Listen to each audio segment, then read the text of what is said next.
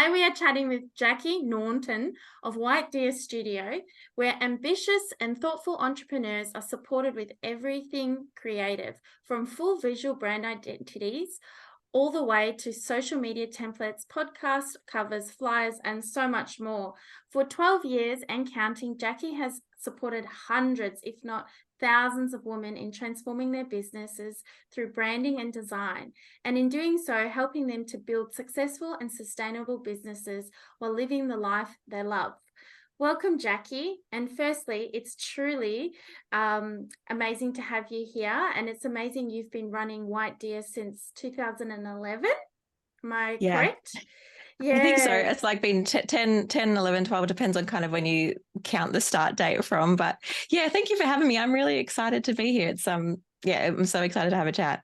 Yeah, it's exciting. And we'll just start with what inspired you to get into design? You want the long version or the short version? Or whatever gives you the juiciness, Somewhere in the middle. It was probably nothing like I've probably always been into like visual cutesy things. Like as a kid, I loved crafts, and as a early, probably like 10 years old, I used to steal mum and dad's film camera and go and try to take photos of the little blue wrens in our garden. And that was like my addiction, was taking these photos. And so I think I've always loved that kind of beauty of visual things for a really long time, but I was never able to draw and still cannot draw. So it was like can I actually get into this field or not? And then I obviously found computers and I was like, well, this is great. This is very helpful for someone like me who cannot draw. And so I ended up there was a website back in the day called Neopets. I think it still exists, but I as a tween had an account on here, and on Neopets, people could make little clubs, which they called guilds, and these guilds need a little banner on them. And so I would go into the forums and say, hey, would anyone like a guild banner? They were absolute rubbish, but I just adored the feeling of creating. I was using MS Paint to create people's ugly, ugly, ugly guild banners for them for free. And I think I just got addicted to that feeling of people being like, wow, that's amazing. Thank you for helping me. I'm like, oh, I can help you with this skill that I didn't realize I was like, when I look back at it, they were rubbish, but at the time they were better than anyone else could do when they didn't know how to use paint. So paint, rest in peace.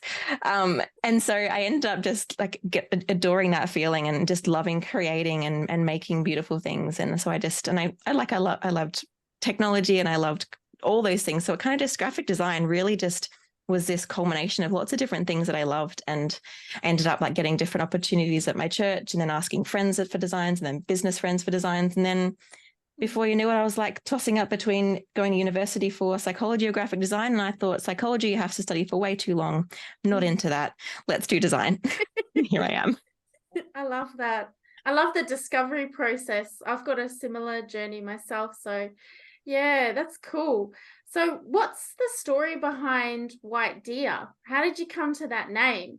Yeah. So I wish there was something really beautiful behind it. But in essence, I was like, need to start a business, need a name. Didn't want to do my own name because I was like, if I do like my maiden name was Jacqui Gleason. And I was like, if I do Jacqui Gleason, like that's fine. But what if I get married and then I'm going to have to change my whole business name? And that's just too much effort. So let's just put a random name out into the world. And I was just trying to think of something that I could make a cute graphic for, and that was kind of not too polarizing, and people would like it and it'd be fine and a little bit creative. I think the top runner used to be like Green Couch graphic design. Glad that didn't kind of set foot. But I think in the end, I actually ended up talking to a friend, one of my mum's friends who ran a business. And I was like, can you just help me brainstorm ideas? And we just like, in my head, a business name needed to be an adjective and a noun. And so we were just spitballing all of these words. And then we said White Deer. And I was like, logo instantly popped into my head. And I was like, yep, let's run with that. And then after that, I was like, all right, let's think of a reason behind this name. And so I Googled it. And apparently for those people that are into like hunting and stuff, which isn't me, but anyway, back in the old days, like 400 years ago, like royal kind of stuff, then people would go out hunting deers. And if they found a white deer, that was like a really big deal. And so it was like people would like be searching for this white deer. So I made this whole spiel around how I'm helping you like discover the perfect kind of brand for you. And like, it's like the thrill of the chase of like finding this perfect, like it was all rubbish in the end, but it worked. And now I've stuck with it, mainly because rebranding now would be an absolute nightmare. Yeah, but I love your branding because your colors pop and it's so true to like there's consistency, and yeah, you can just tell that's that's you. So Yeah, which it didn't start that way, because at the start I was just grey and white because I was just terrified of deterring anyone. I was like, I'm just starting this business. I want anyone and everyone to work with me. So I was like, grey and white. No one hates grey and white. So I just did this plain grey and white brand. And I ended up changing it to pink and white. So I was like, females like pink. I want to work with females. Let's do hot pink. And I hated hot pink. And then slowly we evolved to something that was actually me. But it wasn't an overnight process. It probably took about 6 years to get to something that close to what I have now. wow, that's cool. And did you start off like initially with White Deer when you started off back then? Like, yep, I want to do DIY, like you sort of had a plan in mind, or No, absolutely not. So the whole journey was, I was just a normal graphic designer. I graduated with a Bachelor of Graphic Design. I want to design for businesses. Worked out that I really loved working with women in online business. That was really my jam. We got each other. It was just fun. And I loved it. And so I got into that kind of niche and I was really enjoying it. But then what happened was I was like, I want to start a family one day. And right now, this is not very conducive to that, because I do want to be a full-time parent. And you can, like, literally as a graphic designer, you're pretty much just exchanging time for money. And so, like, if I worked an hour, I'd get paid for an hour. And that was fine. But it wasn't like to only be working a couple hours a day wouldn't earn me enough money to support my family. And so I was like, how can I grow this and scale this? And that's when I was like, business owners are DIYing their graphics on Canva. They're not doing a great job of it. I would love to help them with that. It's a skill that I have. I liked using Canva at that point. I wasn't like super, I can't remember how adept I was at that point, but I think I'd used it quite a bit. And I was like, all right, let's learn this program properly. Let's teach business owners how to do this stuff, because I know, like, I've learned so many things around design, like about hierarchy and contrast and design theory and like all of these different things. And how can I actually make this understandable for an everyday person, and make that something that they could consume, and they could actually create their own good stuff instead of DIYing stuff that wasn't going to help their businesses grow.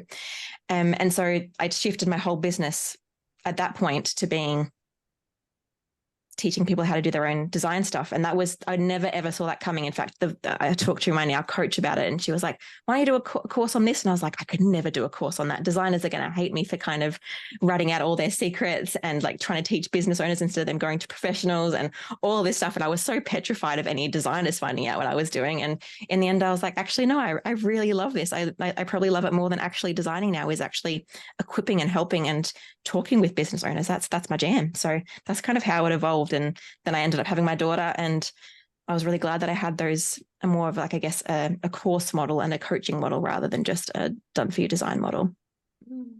Fantastic.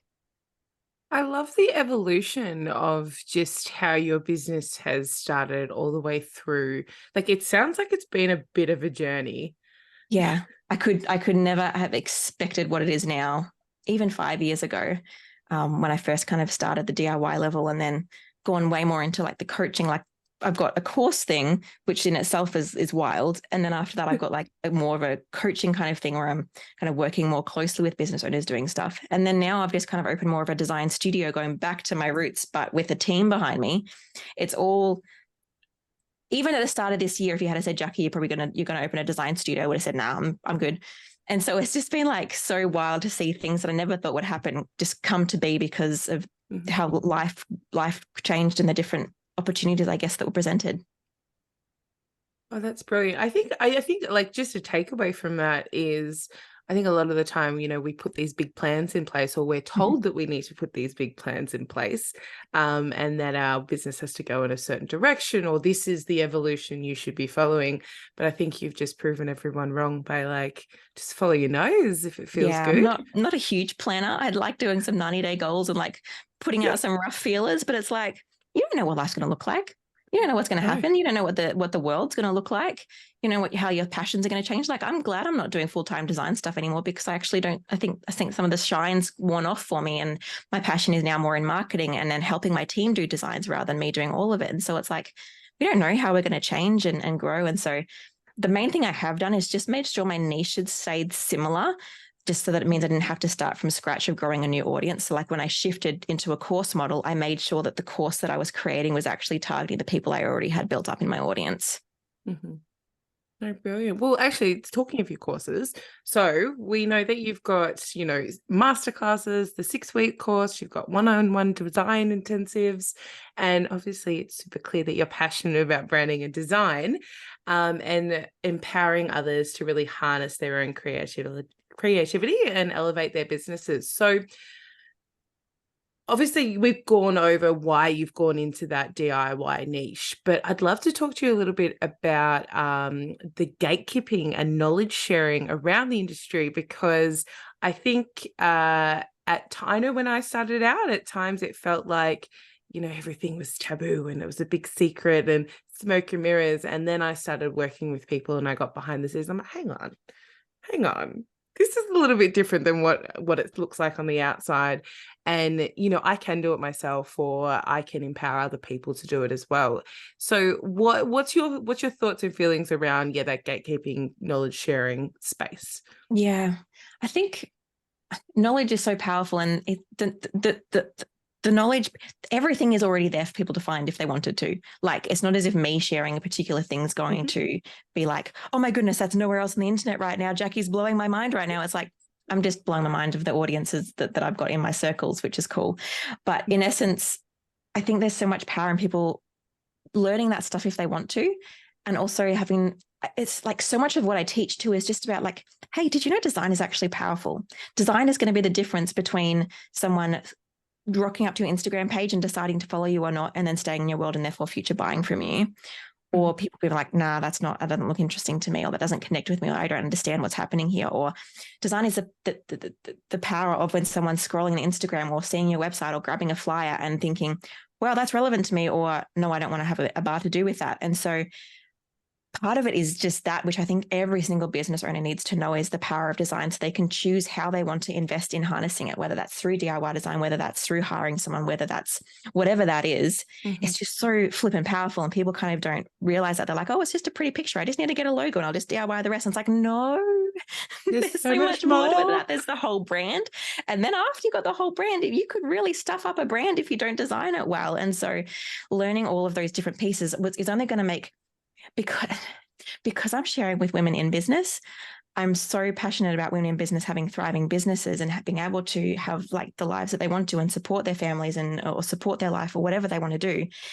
And so being able to empower women in business to actually have a really great brand, have a really great design, so their business can thrive and grow. Because so many times businesses, like, people are passionate about what they do. They love what they do. And I love serving businesses.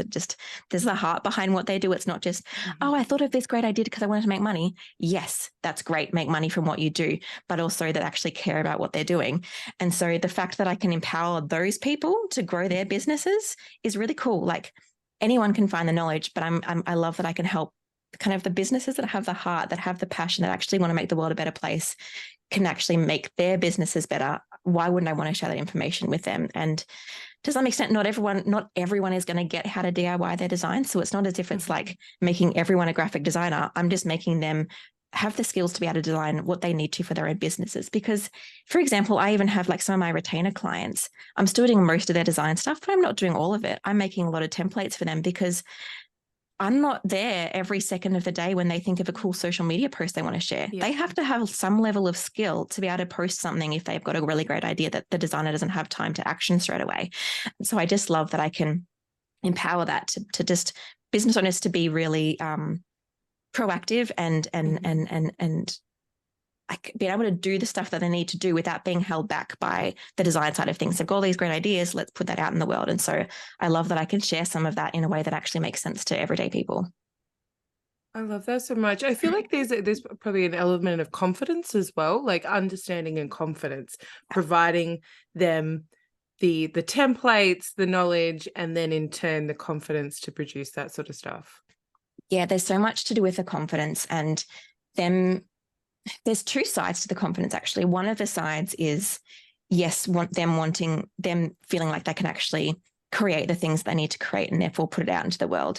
And the other is actually feeling confident in putting it out into the world. For example, there's the confidence in the skills, but also the confidence of like, yeah, actually, I want to put my business out there, because so many business owners I see, they're ashamed of their business or their brand or their graphics. And so they don't actually share it as they should, even though what they actually have to share is amazing. They're just ashamed of the way it looks. Like even myself in that pink and white iteration of my branding, I did not like that iteration of my brand. I was ashamed of it. And so I remember going to networking events and people were like, oh, Jacqui, what's the Instagram? And I'd say, GD, don't go there though. It sucks. Because I was just embarrassed of people like getting up their phones and looking at me like, who's a pink and white chick? Like that's in your face. I'm like, I was just so ashamed of it. And so I need to be my business's biggest advocate. And if we can't be our own biggest advocate, and because we're ashamed of our brand and we're not confident to put it out there, that is such a shame. That's not going to help our businesses to grow. So yeah, there's that confidence of wanting to be able to put your brand out there. And there's also that confidence piece of, actually happy with and the happy part. And then that they actually been able to do stuff, because so many people spend hours and hours and hours fiddling inside Canva and never get to anything they even slightly happy with, or they're spending hours, because they just don't have the skills to put it together. And so I love that I can then save that time, give them the confidence, and then give them the confidence to actually put it out there. Yeah. I love it. I love it so much. Well, speaking of Canva, I would presume you are quite a fan of Canva. And I have heard from designers and business owners alike and I don't want to say the controversy of Canva, but how someone comes to mind and she's very clear around, do not use Canva for your X, Y, and Z. What's your thoughts around that? Yeah. So Canva is definitely not for everything and for everyone, but it can be almost. You just have to do it in the right way. So for example, logos, lots of people say don't design your logo in Canva. The reason for that isn't the reason everyone kind of thinks it is when they just hear that. The reason for that is you don't want to use any of Canva's pre-made logos, because they're not going to be anything unique. They're not going to be copyrighted, copyrightable, trademarkable, all of those things. They're not going to be unique to you and your brand. But you can use Canva as a general design program, just like I would Adobe Illustrator, to create designs out of shapes and text and illustrations. Like I teach my students how to draw their own design on a piece of paper and upload it into Canva as an SVG file so they can have this vectorized, beautiful logo. So if you're doing that, then it's totally fine. It's just like any other design program, and you can actually save it in most proper ways as well. And so when you have Canva Pro, you do need Canva Pro to save the logo properly. And so there's like nuances to things where you kind of, you don't want it, you can do it wrong, but you also can do it right if you know how. And so logos are one of those.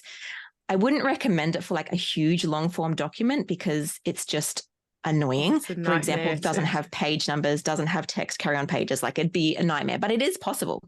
And the thing is, I have heard of a glitch where it sometimes doesn't save the whole document. But again, there's always workarounds of you can save the document in parts and then combine it together in a PDF combiner. Like there's so many workarounds to these things when people only have Canva at their disposal.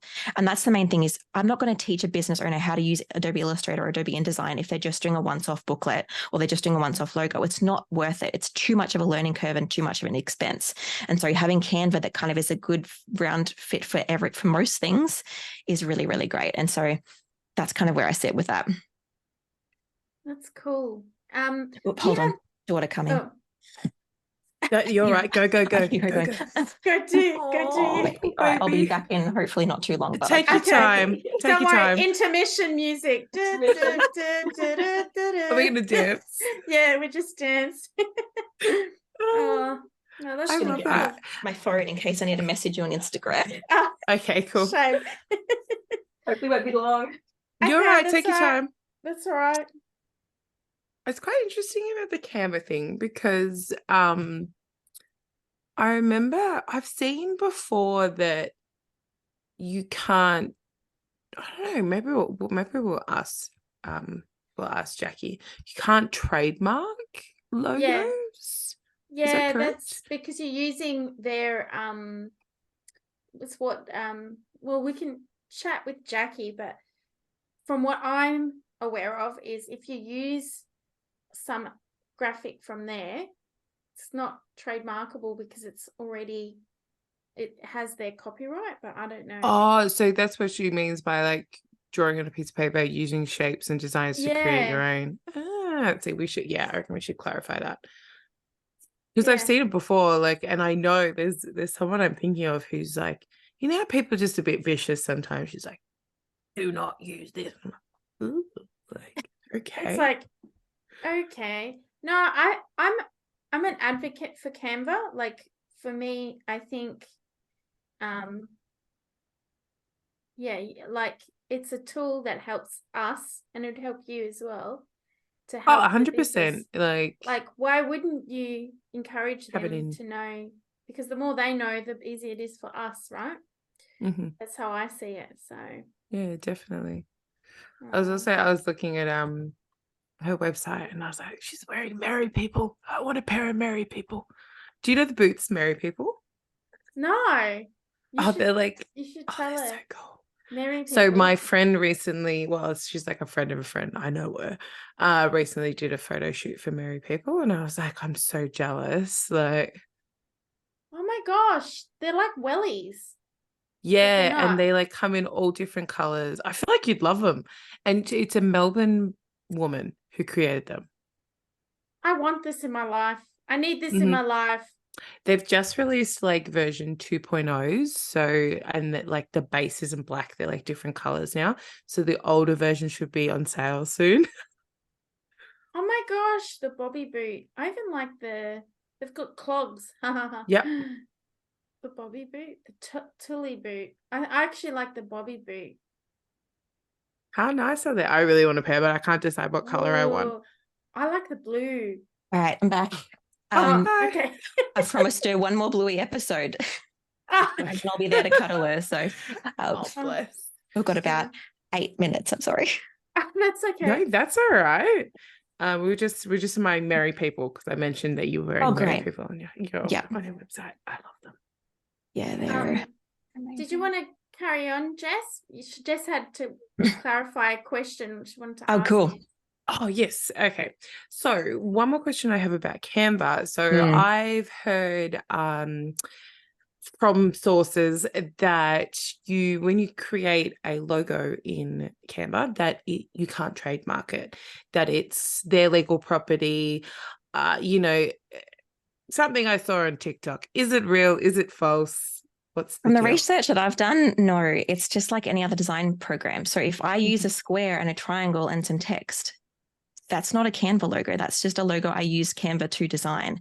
And so if you're just using everything normal that you found on there, all the research that I've done would point to that it's actually fine to do that as long as it's not using any of the elements that are already within Canva. You can use shapes, you can use your own illustrations, you can use text. Yeah. I love that. Yeah. I'm like, I've got to ask Jacqui that one. Yeah. But if you're just a general person and you don't know that, then and you just design a logo in Canva and you just use like, oh, that's a cute heart element, or that's a cute flower element. No, you can't use their elements. That's not yours. Just like I couldn't use any element I found or purchased from anywhere in your logo design when I designed it myself. As long as it's from scratch, then it's fine. Yeah, Thank that's you. cool. So moving a bit of a direction somewhere else. So we think developing and packaging services is something that many business owners underestimate, or in many ways it's ever changing. How was the process for you? Because you've obviously touched on earlier about how your business journey, but how's the process been for you? And how did you choose to say, I want to do this intensive, or what was the decision making process for you? Yeah. Okay. So I think most of it comes down to I want to create a course. Therefore, I need to work out how to present that course. And I want to create, the reasons I wanted to create the course, it was so that I could have freedom and flexibility and also be able to educate incredible people. And so once you've got the crux of the main thing you want to do, all of the intensives, all of the freebies, all of the marketing and everything that I do is just built to support that thing, to be able to target the right people, get the right people to come into my audience, into my orbit, into my world, to be able to educate them to some extent so they can actually know that they can trust me, to actually see that they can get results, to actually see that actually I can DIY and this isn't impossible for me. And so most of my intensives are kind of like a beautiful, here's the first steps that we need to do. Try this. Let's start thinking about your branding here. Let's do this and let's do this. But I can't teach you everything in an hour or two intensive. So if you want some more, here's a course. If you don't want some more, I hope that you've learned a lot from this juicy masterclass or this juicy workshop so that you can actually apply what you've got so far. So a lot of it's around deciding your main product and then working out how you can market that in a way where I feel like so many people forget that how to market things. They kind of just have this great idea and they put it out into the world. And while 1 or 2 people will buy it if they just put it out into the world, there's so much more to it. There's so much more building of that expectation, of building that desire for what you have, because you could say, hey, Jacqui, buy these really pretty boots. But if you don't tell me all of the reasons in my mind of why I want to buy those pretty boots, or Jacqui, they're purple, they'll match your brand, or Jacqui, you don't actually have to have any other shoe in the whole of winter. You can just wear this one pair of boots. You're saving heaps of money. And, oh, Jacqui, these are actually really pretty. And like all of these different things, then I don't care about your boots.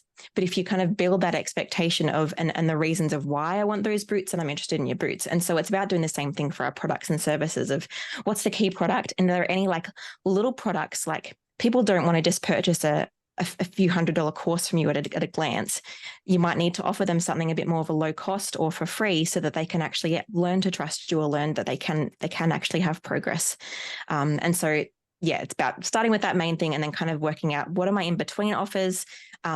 Do people need more help afterwards? So after I designed my course, I was like, this is really cool, but there's actually some people that would like more one-on-one time with me or more actual support from a designer without me actually doing all of the design for them. What can I offer? And that's how my program, the Co-Creation Club, was born, of like, what's this in between of all these things? And it's kind of like watching what your audience needs, watching what's going to suit you and your lifestyle and where you want your business to grow, and then just creating different parts within that, different pricing points for different people and different needs, different kind of levels of where people are at, but all kind of targeting the same group of people so that you're not having to like create a whole new niche for a whole new thing all of the time, unless that's what you want to do.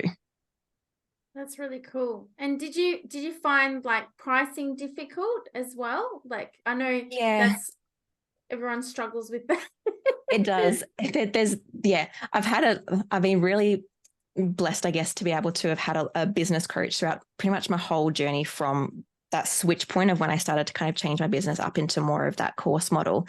And throughout that journey, people like, I had my coach being like, oh, why don't we start here and then try this and try that and try that. But in essence, the course that I have now started out at a quarter of the price of what it is now, because that was 5 years ago, and it had different offerings to it. Now it's got like lifetime access and a year of like support, and so it has like a different level of pricing to it. And so like that has been tricky, but in essence, you just try something, you put it out there, and you can change it. Like it's never set in stone. But also not just pricing it on this is what's here, but also what the value is going to be. Like if I charged the current course that I have now for $5, people probably wouldn't do it. And I want people to, I guess, commit enough that they're interested in doing it, but not so much that it's hurting them, you know?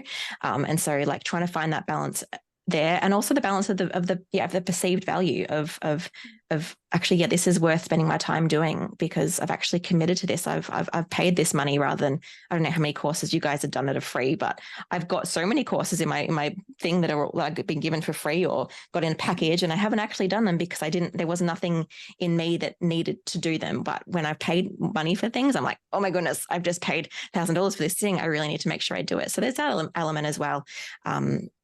Yeah. Yeah. And is there any other tips that you can give like people about, creating your own courses, or just from your own experience? I know you've just mentioned a few, but anything else that are like key nuggets that you're like, yeah. I think, yeah. So working out what your audience actually needs and meeting them there.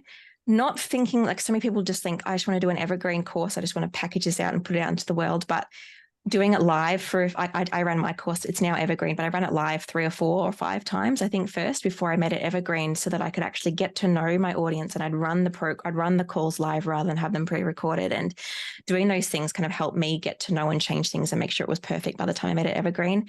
And then the biggest part, like I mentioned earlier, is just the marketing of it. So many people have a really great idea, but if you don't market it correctly, making sure that you like warm people up, there's something coming and it's going to be around this area. So what my general kind of funnel, I guess, is like doing a freebie of some sort. So like sharing a really great value piece that's kind of like warming people up to what your offer is and giving them a bit of a taster into it. And then doing some sort of like a masterclass or a workshop or something after that, and then opening up your course and then marketing that. And so I haven't just ever just launched a course out in the middle of nowhere. It's been this runway of like, oh, so the people actually realized, actually, yeah, I do actually want this, and I do actually want to pay money for it because I see the value it's going to have in my business or for my life or whatever your course is going to be for. So finding something the audience really needs, talking to them about it, maybe even talking to, like, before I launched the Co-Creation Club, I went into my Instagram and I said, hey, if you've got 10 minutes, I would love to pick your brain. And people would fill out a form and I would just have like a 10-15 minute Zoom call with them. And at the end, I said, you're going to go in the draw to win like a $100 gift voucher to this cute shop. And so there was this, and like lots of the language I got for promoting that program came from those calls. I took heaps of notes, and they were like, the word Co-Creation Club came because one of the students was like, I'd love to co-create with someone. I was like, genius. And so like talking to people is so useful, and building out a proper sales page and building out that proper runway, and not being afraid to send emails to people to actually promote it, because the amount of times that I'm like, oh, I've spoken about this product or this course way too much, people are going to hate me. And then I'd message someone and say, hey, would you like to join my program? And they're like, what program? Like, I've just been banging on about this for like 2 months. How do you not know about it? And so it's just that reminder to me of people aren't always seeing what you're doing. And so not being afraid to actually share it and share it regularly and be passionate about it too. I think people aren't going to buy a program that you're like, I've got this thing, I hope it's okay. I'm a bit nervous about putting it out there. But you might like it. But like being confident about it, if you know that it's going to help people, then share that with them. I feel like that's you mention around, talking about it constantly. I feel like that's really common that I've heard from business owners, is like, oh, I've already said this, or I feel like I'm repeating myself. I remember hearing, I had an old mentor of mine who said 7 times, 7 different ways. That was always what we were told. Sure. And yeah, I just feel like that really resonated, because I don't think you might post about it on Instagram and socials and all that, but yeah, your mum and dad might see it, but that doesn't mean your intended audience did. Yeah. So yeah. Hands down agree. Like, yeah.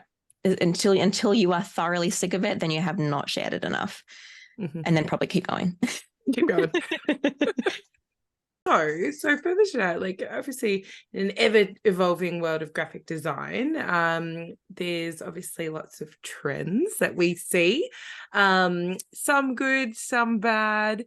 Do you have any trends that either you see emerging or that have come out in 2023 that are just like chef's kiss, or is there anything that you're a bit like, well, we can leave that in 2023, like move on to 24? I have to be careful around like the ones that, oh, we'll leave in 2023, because usually they're the ones that are so edgy that they actually, people warm up to them in about 3 years' time. Like Birkenstocks. I didn't love them at the start, got a pair now, love them. But I got onto the trend right at the very end of the trend cycle, because I'm not an early trend person. I'm not that cool.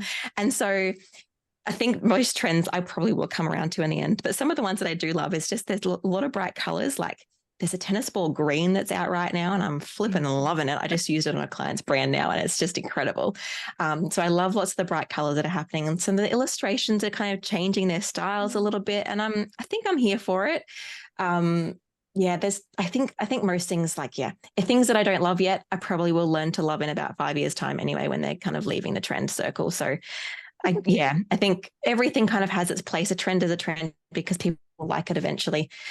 We just got to make sure that we don't, do trends now that are like forever old ago. Like people still ask me for watercolor logos, and I'm like, let's not go there. Like they've been done. They're also not practical at all. And so let's move on from there. But I'm loving the more simple vibes and the bold colors. But I also do love a bit of, like, if you see my brand, it's not simple. So I also love a bit of maximalism, I guess is what you might call it. I love it. That's cool. I feel like my ultimate house would be maximalism, so I'm there for it. Part of me is like, I want to be a minimalist, and the part's like maximalism. I don't know where I sit, but I just like teetering either side of it constantly in my life. Know the feeling. Oh, brilliant. Yeah, no, totally agree. Like, thank you so much. That was brilliant. My Yeah. pleasure. It's been so much fun. Yeah, and I think just to wrap up, what's like just what's basically coming up for you with White Deer?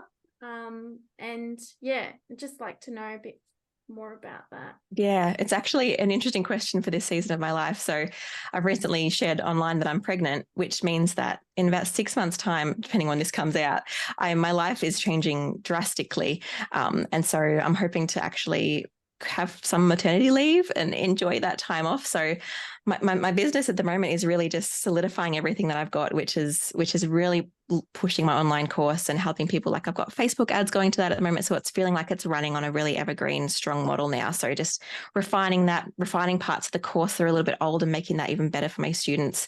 And then really launching properly the studio that I have. So getting that running well and finding some incredible clients to work with my design team. And yeah, it's really just about, I'm just in solidify mode of like, make this really good and better and like have this course running beautifully for those that need a DIY and have my studio running beautifully for those that don't want a DIY or they want some templates made for them.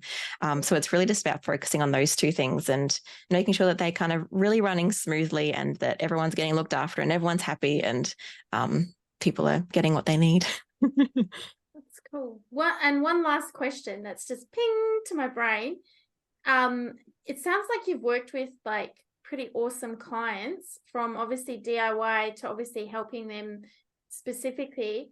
Can you like highlight, you don't have to specify their names because they might feel like, why didn't you name me? But is there any, like just a couple that you really look back over the years and go, yeah, I really enjoyed that? Or do you know what I mean?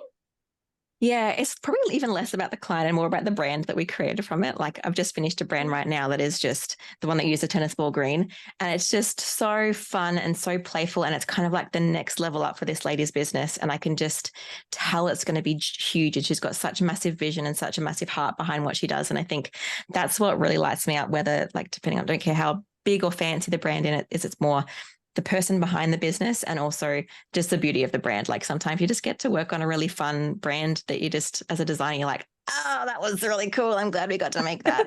Because lots of my students are like, oh, Jacqui, I'm getting bored of my brand. And like, I want to try this thing and this thing. I'm like, well, you can't. Consistency is way too important in your business and your design to just try choosing a different color for the sake of it. But as a designer, my brand doesn't change all the time, but I do get to like stretch that creative muscle in other people's brands, which I really, really love. So yeah, there's been a few really just bold, really fun brands and a few more minimal brands that I've loved to work on that kind of has stretched that side of my brain as well. That have been really cool and fun, and just seeing them continue to be out in the world and evolving and growing and their businesses thriving as well is really cool to be a part of that story. That's really cool. Well, and finally, we know that you're super generous and with an abundance of knowledge, and you're passionate. I love it. So which is part of what we stand for with Branducopia. But you've touched on it before about the ebooks and the podcast, YouTube. Can you explain where we can find you with those? Yeah. I don't even know the best place at this point. There's so many different places. It depends on what you're after. So yeah, if you're after kind of like some really nitty gritty Canva tutorials, then I totally recommend hitting up my YouTube. It's just Jacqui Naunton. We can just search Jacqui Naunton. I'll probably come up, or Canva. Apparently I even come up when you search Canva logo design. So that's pretty cool. So that's there. And then if you're more of a listener and you want some more help on branding and business and marketing in general and some great interviews, you can hit up the podcast, which is called Seriously in Business Podcast. And if you just want to find some of the freebies or more information on my course, or find either of those links, you can head to my website at whitedeer.com.au. I was about to say my Instagram handle because that's what I'm so used to saying, which is whitedeer GD for graphic design, because that's where I hang out the most, and it's more everyday kind of Jacqui life of stuff that's more normal rather than curated. Yeah. Yay. Well, yeah. Brilliant. Well, thank you. Thanks for being part of this. And yeah, I just enjoyed talking to you. I think Alicia's fangirling again. Yeah, I'm just like No, Yeah. it's been so good. Thank you for letting me share lots of my heart behind things. And yeah, I'm really, really excited for what this is going to be and what you girls are doing. Yeah. Yeah. So are No, we. thank you. I absolutely love your passion. Seriously, it's very I was gonna say igniting. I don't know, that's not the right word, but it's beautiful. It really, really is. Because I think sometimes you can get stuck in this place in your business that you just need that cheerleader or someone that can provide that support and empowerment and confidence. And I feel like you just embody that. So I hope so. I'm glad that came out. Yeah, no, I love it. Yeah. That's so cool. Thank you.